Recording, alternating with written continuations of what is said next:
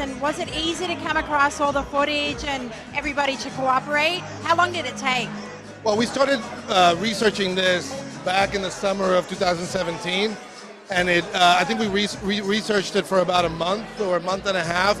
We knew the story, the basic tenets of the story, but then the whole process of just bringing it to completion took about 8 or 9 months. It was a long process, but still not long enough. I mean, we had such an overwhelming amount of material to draw from that it was hard to select, what to include, what not to include, and also to make it sort of a linear narrative. It's chronological, so we start from the very beginning, the origins of Death Row, of Suge Knight, how he came to become this, mogul, and also, how he managed to do that, because he came up as a bouncer, as a bodyguard, and through certain tactics, which some people might call intimidation, he was able to wrestle Dre out of his deal with Ruthless and Easy, and then form what we now know as Death Row.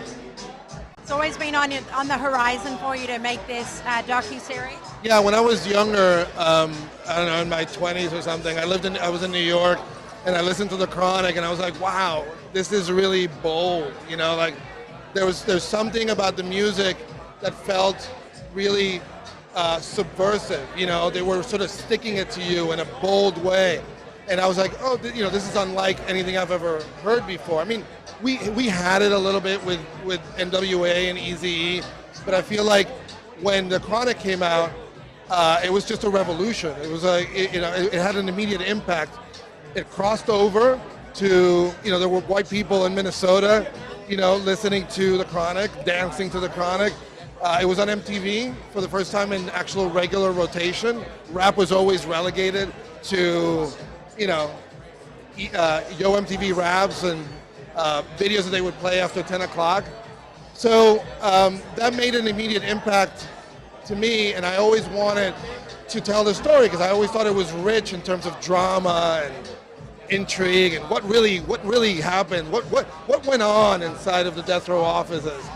And so when this came up, I just jumped at the chance. I lobbied really hard to get the job, and so I did.